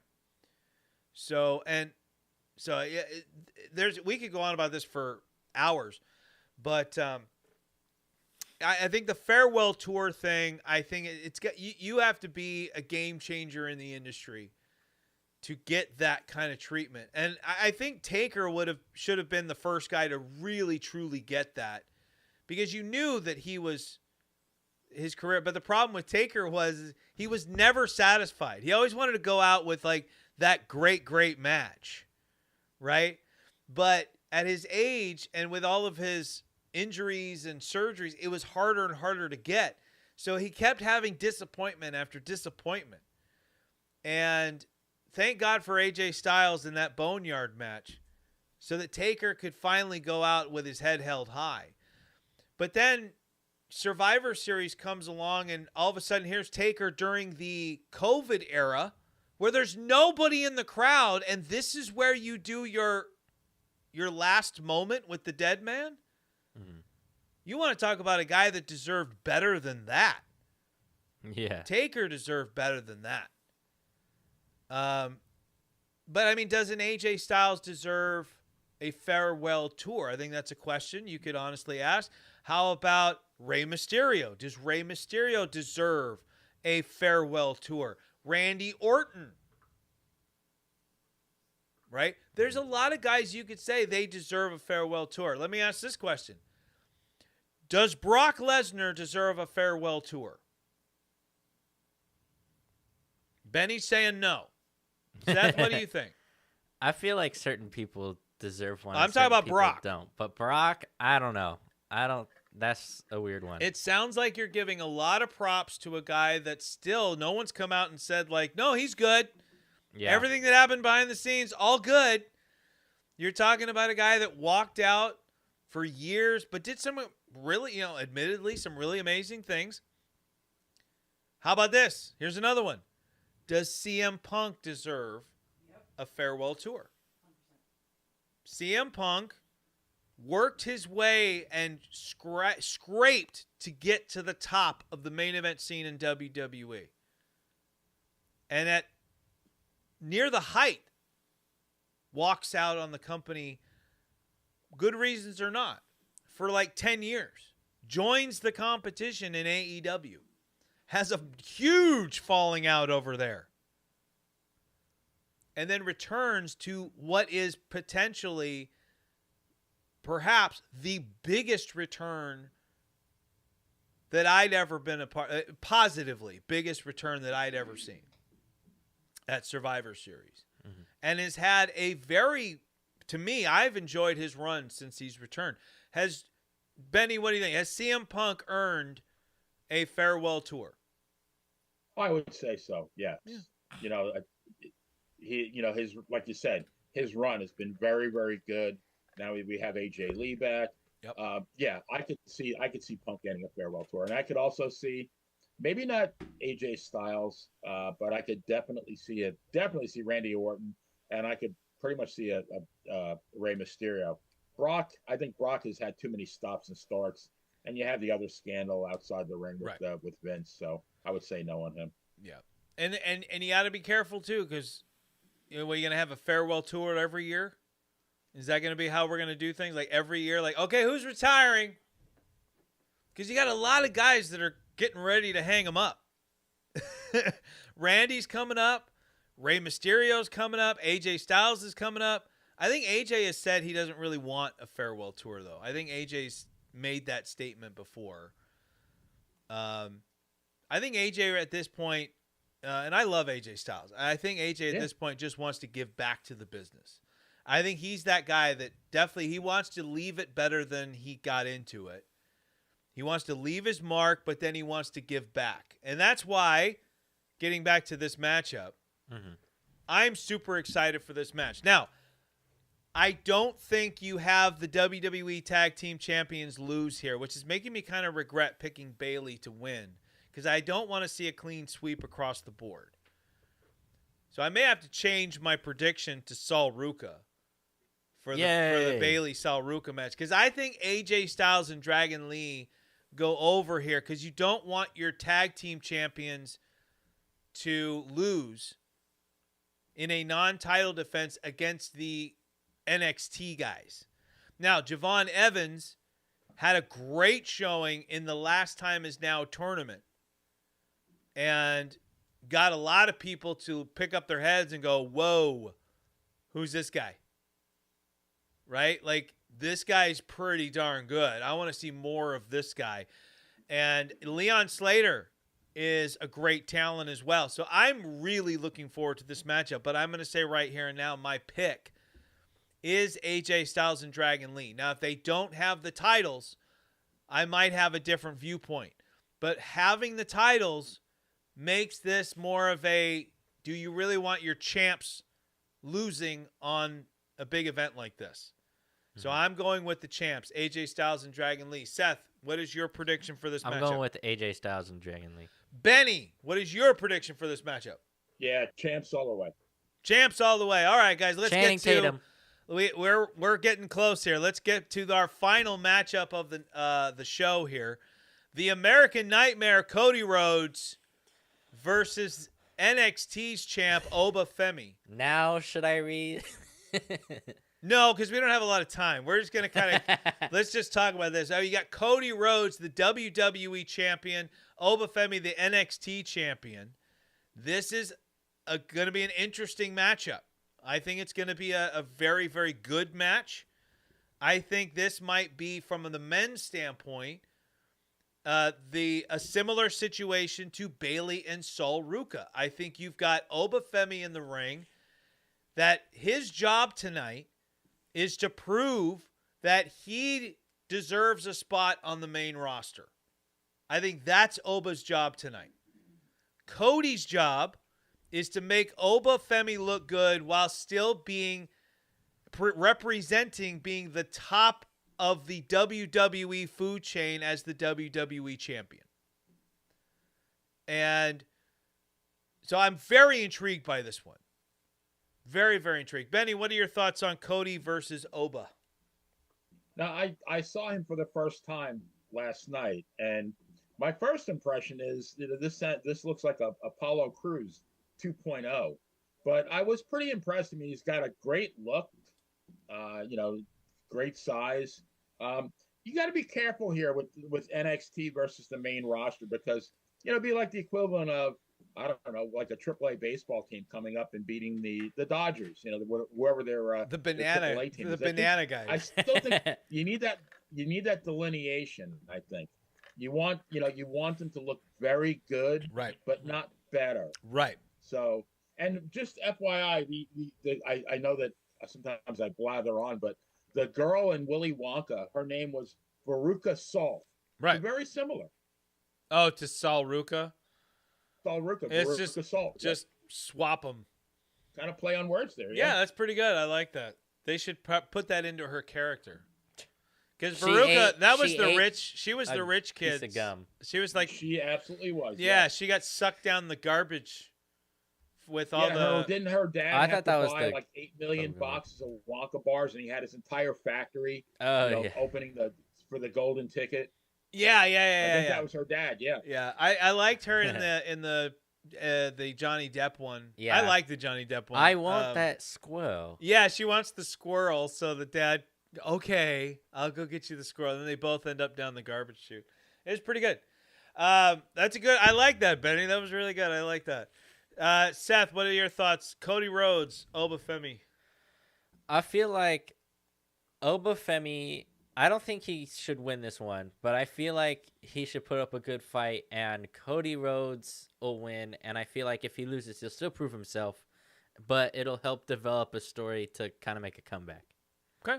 So your prediction, you're saying Cody Rhodes. Yes. All right, Benny, what's your prediction for this one? Cody Rhodes. Cody Rhodes. I think we're Cody Rhodes across the board. Again, Wow. this isn't a knock on Oba. I think Oba is a future main eventer, even on the main roster. The problem that I have is, like, there's no surprise unless there's a surprise, unless there's shenanigans. Surprise! Right, like that. Unless there's shenanigans and that builds towards a bigger story, right? Maybe this is where we get introduced to Cody's next big feud. I don't know. But maybe Gunther comes back out.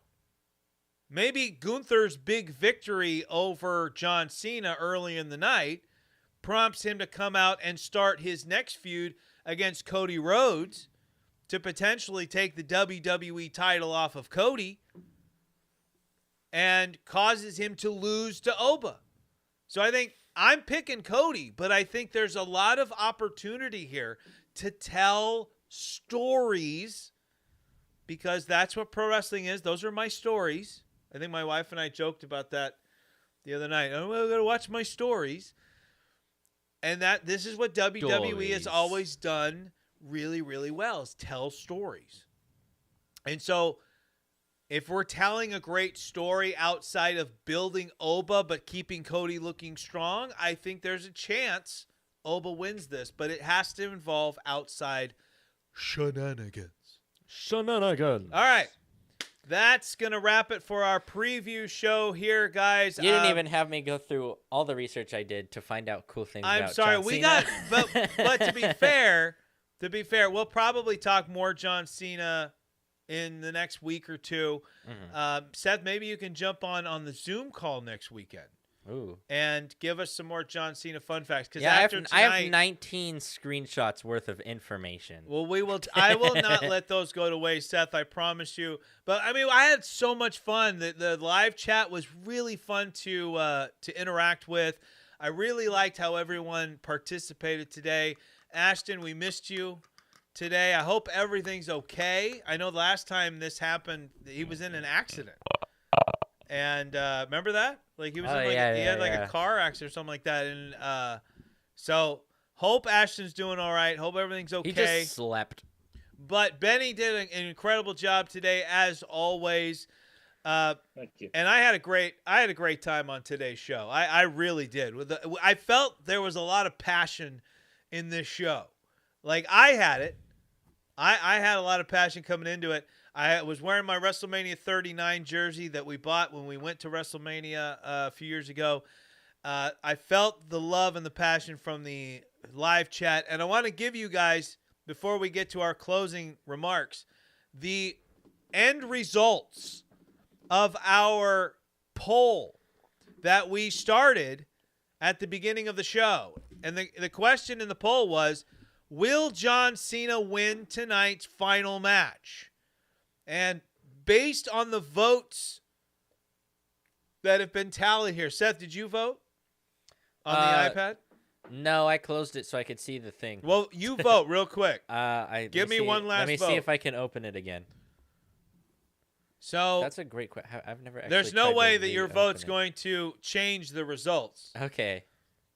But there is a very clear winner here. I can't pull it back up. Okay, don't worry about it. Okay. All right, very clear winner here in the poll. Will John Cena win tonight's final match? Yes. Wins by Oh, wait. I found it. 67% of the vote. 68. No, it still says 67. Oh, no, there it goes. 68% of the people believe that John Cena will win tonight's final match. That's surprising. 26% said no, or 25%. Oh, wait, now we're up to 70%. 70%. Wow. We're getting more votes here. For yes. At the end. 70% are saying Cena's going to win tonight. 25% are saying no, he will not. And 5% are saying that this is not John Cena's final match. So, Universe says, don't know if you mentioned it, but the WWE tag titles are not on the line tonight. Marketing made a mistake. That is correct. I was aware. I did not say that, but I was aware. Yes, the tag titles are not on the line tonight. This is a non-title match. Lots of test matches tonight. Lots of powerful eyeballs watching what happens tonight. Hopefully, no botches. Last night, there was a rough one. What happened? Rhea Ripley, Selena Vega match. I can't even explain it, but Selena Vega was a scary moment where she goes to make a reversal. Basically, they fall backwards. Rhea lands on her. She lands like on her head. Ooh. It's a scary looking spot. But Selena finished the match. Didn't seem to have any ill effects, so it looks like she protected herself in some way, shape, or form. So, yeah, we don't need anything like that tonight. So, before we close out, I'm going to give everybody a chance to let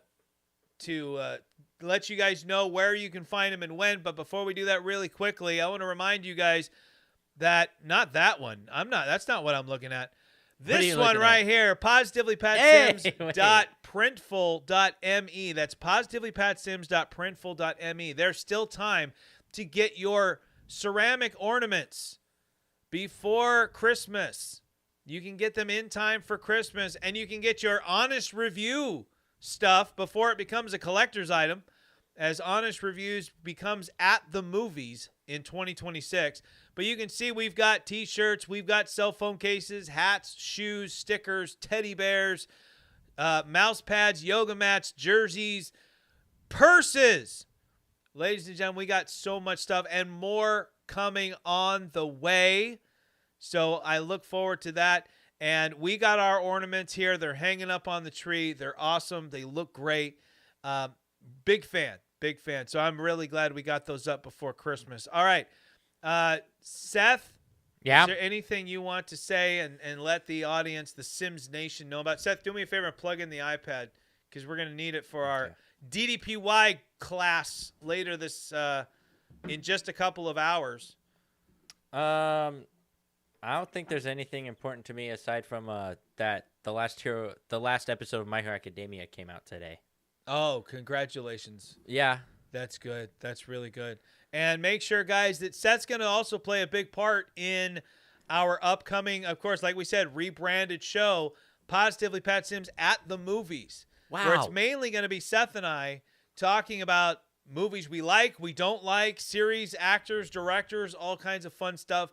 I'm super looking forward to it because the Positively Pat Sims YouTube page and what we do for WANT, we like variety. And we used to do one show that would cover every topic for 4 hours. It just got to be a little bit much. People didn't know what they were tuning into.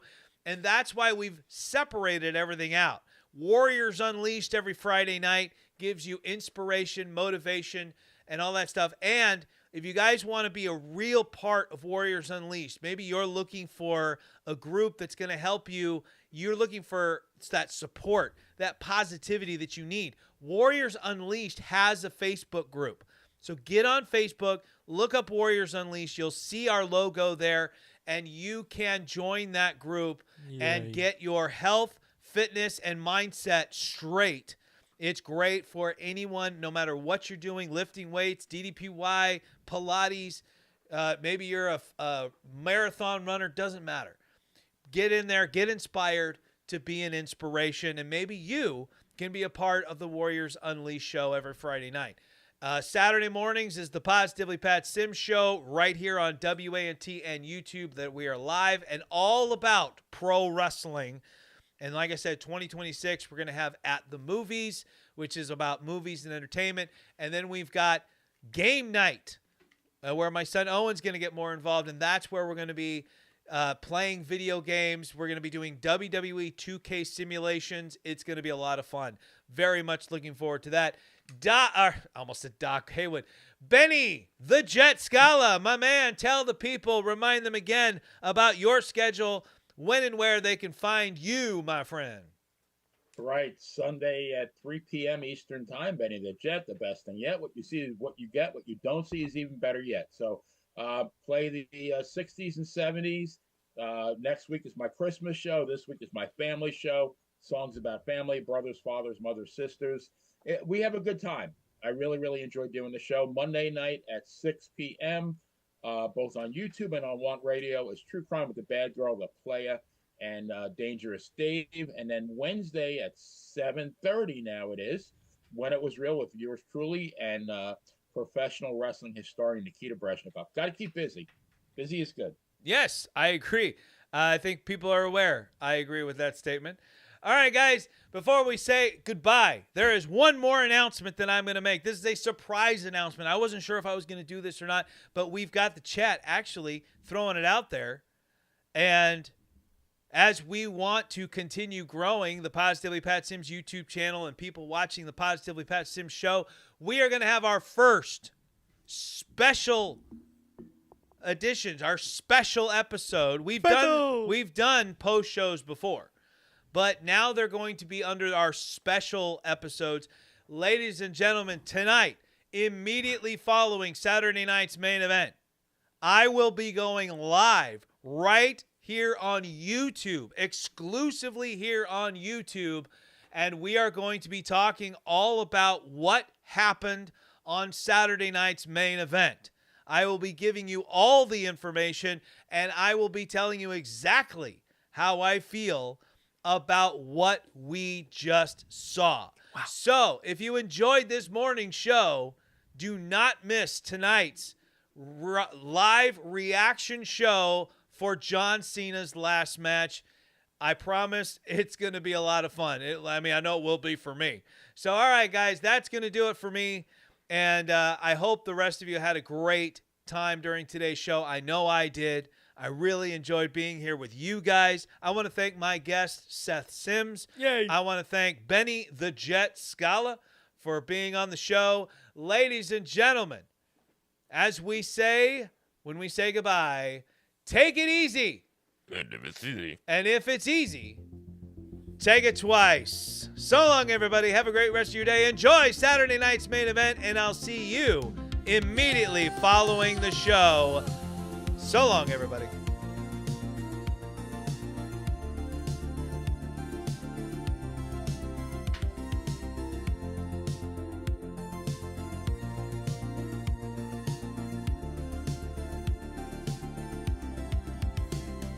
The lights are dim, but the room still hums with the echoes of laughter and the moments we spun. Every honest word is like a stone in a stream. It rippled, it lingered, it shaped our dream. And if you ever wonder where I'll be, look to the screen, I'll be there, you'll see. Goodbye to the faces that stayed in the glow. Goodbye to the voices I always know. This isn't an end, just a bend in the road. Goodbye for now, my friends, my show.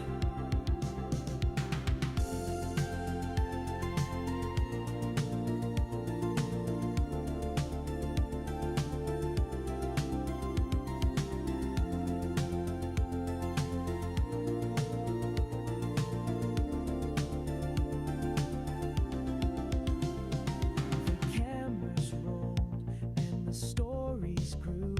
Each review a mirror of me and you. Through coffee stains and late night calls, we built a world behind these walls. And if you ever wonder where I'll be, look to the screen, I'll be there, you'll see. Goodbye to the faces that stayed in the glow. Goodbye to the voices I'll always know. This isn't an end, just a bend in the road. Goodbye for now, my friends, my show. The tape may stop, but the reel still spins. Every honest word, a place we've been. This good